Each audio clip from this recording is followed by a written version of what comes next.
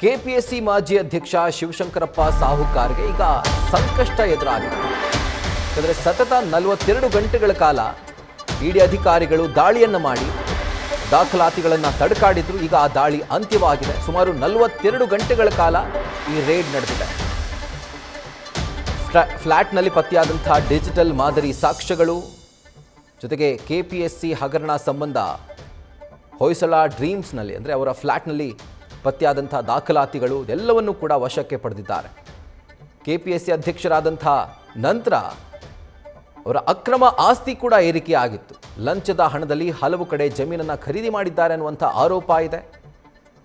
ಹೀಗಾಗಿ ಶಿವಶಂಕರಪ್ಪ ಸಾಹುಕಾರ್ ಜನ್ಮ ಜಾಲಾಡೋಕೆ ಈಗ ಇಡಿ ಅಧಿಕಾರಿಗಳು ತಯಾರಿ ಮಾಡಿಕೊಂಡಿದ್ದಾರೆ. ಅದರ ಜೊತೆಗೆ ಇವ್ರ ಜೊತೆ ಯಾರೆಲ್ಲ ಕಾಂಟ್ಯಾಕ್ಟ್ನಲ್ಲಿದ್ದರೋ ಅವ್ರಿಗೂ ಕೂಡ ಬಿಸಿ ಮುಟ್ಟಿಸೋಕೆ ಈಗ ಅಧಿಕಾರಿಗಳು ಸಜ್ಜಾಗಿದ್ದಾರೆ. ಇದಕ್ಕೆ ಸಂಬಂಧಪಟ್ಟಂತೆ ಮತ್ತೊಮ್ಮೆ ಡೀಟೇಲ್ಸನ್ನು ನೀಡ್ತಾ ಹೋಗ್ತಾರೆ ನಮ್ಮ ಕ್ರೈಮ್ ಬ್ಯೂರೋ ಕರೆಸ್ಪಾಂಡೆಂಟ್ ಶಿವಕುಮಾರ್. ಈಗ ಲೈವ್ನಲ್ಲಿ ಜಾಯಿನ್ ಆಗ್ತಿದ್ದಾರೆ. ಶಿವಕುಮಾರ್, ಈಗ ಎಲ್ಲ ದಾಖಲಾತಿಗಳನ್ನು ಅಧಿಕಾರಿಗಳು ವಶಕ್ಕೆ ಪಡ್ಕೊಂಡು ಹೋಗಿದ್ದಾರೆ.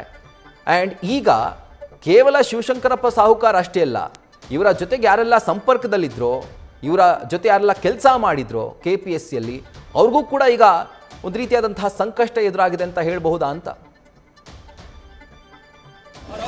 ಕೆಪಿಎಸ್ಸಿ ಪಶುವೈದ್ಯಾಧಿಕಾರಿಗಳ ಅಕ್ರಮ ನೇಮಕಾತಿ ಹಗರಣಕ್ಕೆ ಸಂಬಂಧಪಟ್ಟಂತೆ ಸದ್ಯ ಶಿವಶಂಕರಪ್ಪ ಸಾಹುಕಾರ್ಗೆ ಸೇರಿದಂತ ಕಡೆಗಳಲ್ಲಿ ಇಡಿ ದಾಳಿ ಮುಕ್ತಾಯಗೊಂಡಿದೆ. ಜೊತೆಗೆ ಇಡಿ ಅಧಿಕಾರಿಗಳು ಬೆಂಗಳೂರಿನಲ್ಲಿ ಈ ಸದ್ಯಕ್ಕೂ ಕೂಡ ದಾಳಿಯನ್ನು ಮುಂದುವರಿಸಿದ್ದಾರೆ ಅಂತೇಳಿ ಲೇಟೆಸ್ಟ್ ಅಪ್ಡೇಟ್ ಬರ್ತಿರುವಂತದ್ದು. ಅಂದ್ರೆ ಪರೀಕ್ಷೆಗೂ ಮುನ್ನವೇ ಕೆಪಿಎಸ್ಸಿ ಪಶುವೈದ್ಯಾಧಿಕಾರಿಗಳ ಹಗರಣಕ್ಕೆ ಪ್ರಕರಣಕ್ಕೆ ಸಂಬಂಧಪಟ್ಟಂತೆ ಕ್ವಶನ್ ಪೇಪರ್ ಅನ್ನ ಲೀಕ್ ಮಾಡಿ ಬೆಂಗಳೂರಿನ ಹೊರವಲಯದ ಒಂದು ರೆಸಾರ್ಟ್ ನಲ್ಲಿ ಅಭ್ಯರ್ಥಿಗಳನ್ನ ಕರ್ಕೊಂಡು ಹೋಗಿ ಅಲ್ಲಿ ಅವ್ರಿಗೆ ಕ್ವಶನ್ ಪೇಪರ್ ಅನ್ನ ಕೊಟ್ಟು ಎಕ್ಸಾಮ್ಗೆ ಕರ್ಕೊಂಡು ನೆಕ್ಸ್ಟ್ ಡೇ ಬಂದಿದ್ದಾರೆ ಅನ್ನೋ ಮಾಹಿತಿ ಹಿನ್ನೆಲೆಯಲ್ಲಿ ಬೆಂಗಳೂರಿನ ಹೊರವಲಯದಲ್ಲಿ ಬರುವಂತಹ ಒಂದು ರೆಸಾರ್ಟ್ ನ ಮೇಲೆ ಇಡಿ ಅಧಿಕಾರಿಗಳು ದಾಳಿಯನ್ನು ಸದ್ಯಕ್ಕೆ ಮಾಡಿರುವಂತದ್ದು. ಜೊತೆಗೆ ಆ ಪರೀಕ್ಷೆಯಲ್ಲಿ ಭಾಗಿಯಾಗಿದ್ದಂತಹ ಕೆಲವೊಂದಷ್ಟು ಅಭ್ಯರ್ಥಿಗಳ ಸಮೇತವಾಗಿ ಹೋಗಿ ದಾಳಿಯನ್ನು ಮುಂದುವರಿಸಿರುವಂತದ್ದು ಸದ್ಯಕ್ಕೆ ಇರುವಂತಹ ಮಾಹಿತಿ. ಇದನ್ನ ಹೊರತುಪಡಿಸಿದ್ರೆ ನಿನ್ನೆ ತಡರಾತ್ರಿ 1:15ವರೆಗೂ ಕೂಡ ಬೆಂಗಳೂರಿನ Hoysala dreams apartment BL road ಅಲ್ಲಿ ಬರುವಂತಹ ಅಪಾರ್ಟ್ಮೆಂಟ್ ಏನಿದೆ ಅಲ್ಲಿ ಸತತ 48 ತಾಸುಗಳ ಕಾಲ ಕಾರ್ಯಾಚರಣೆಯನ್ನ ಇಡಿ ಅಧಿಕಾರಿಗಳು ಮುಂದುವರಿಸಿರುವಂತದ್ದು. ಕಳೆದ 5 ವರ್ಷಗಳ ಬ್ಯಾಂಕ್ ಡಾಕ್ಯುಮೆಂಟ್ಸ್ ಅನ್ನ ಪರಿಶೀಲನೆ ಮಾಡಿರುವಂತದ್ದು. ಬೆಂಗಳೂರಿನ 4 ಖಾಸಗಿ ಬ್ಯಾಂಕ್ಗಳಲ್ಲಿ ಹೋಗಿ ಶಿವಶಂಕರಪ್ಪ ಸಾಹುಕಾರ್ ಅವರ ಕುಟುಂಬಸ್ಥರ ಹೆಸರಿನಲ್ಲಿದ್ದಂತಹ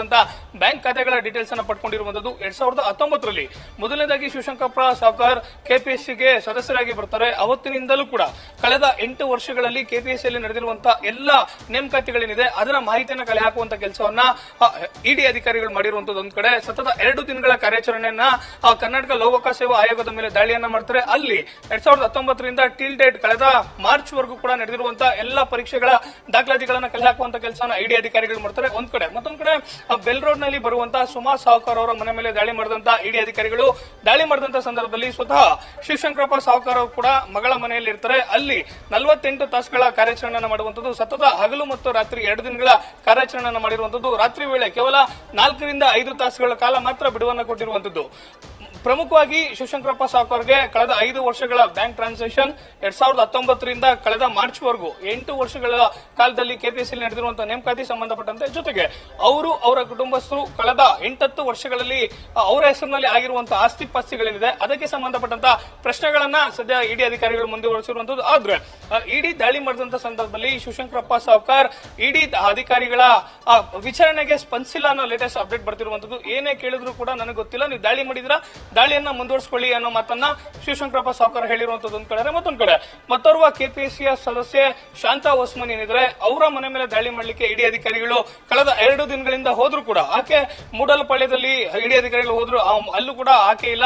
ಮತ್ತಿಕೆರೆಗೆ ಹೋದಂತ ಸಂದರ್ಭದಲ್ಲಿ ಅಲ್ಲೂ ಕೂಡ ಇಲ್ಲ, ನಾಗರಬಾವಿಲೂ ಕೂಡ ಇಲ್ಲ. ಅಂದ್ರೆ ಶಾಂತಾ ಓಸ್ಮಾನಿ ಅವರಿಗೆ ಸಂಬಂಧಪಟ್ಟಂತಹ 3 ಕಡೆಗಳಲ್ಲಿ ಇಡಿ ಅಧಿಕಾರಿಗಳು ದಾಳಿ ಮಾಡಿದ್ರು ಕೂಡ ಬೆಂಗಳೂರಿನಲ್ಲಿ ಎಲ್ಲೂ ಕೂಡ ಶಾಂತಾ ಓಸ್ಮಾನಿ ಅವರು ಇಡಿ ಅಧಿಕಾರಿಗಳಿಗೆ ಪತ್ತೆ ಆಗಿಲ್ಲ. ಅವರ ಹುಡುಕಾಟವನ್ನ ಇಡಿ ಅಧಿಕಾರಿಗಳು ಒಂದ್ ಕಡೆ ಮುಂದುವರಿಸಿದ್ದಾರೆ. ಕೇವಲ ಶಿವಶಂಕರಪ್ಪ ಸಾಹುಕಾರ್ಗೆ ಸಂಬಂಧಪಟ್ಟಂತ ಕಡೆಗಳಲ್ಲಿ ಮಾತ್ರ ಇಡಿ ದಾಳಿ ಅಂತ್ಯಗೊಂಡಿರುವಂತದ್ದು ಹೊರತುಪಡಿಸಿದ್ರೆ ಬೆಂಗಳೂರಿನ ಒಂದು ಹೊರವಲಯದಲ್ಲಿ ಇವತ್ತು ಬೆಳಗಿನಿಂದಲೂ ಕೂಡ ಇಡಿ ಅಧಿಕಾರಿಗಳು ಮತ್ತೆ ದಾಳಿಯನ್ನು ಮುಂದುವರಿಸಿರುವಂತದ್ದು. ರಾಹುಲ್, ನ್ಯೂಸ್ ಫಸ್ಟ್ ನಿರ್ಭೀತಿಯಿಂದ ನಿಮ್ಮ ಪರವಾಗಿ.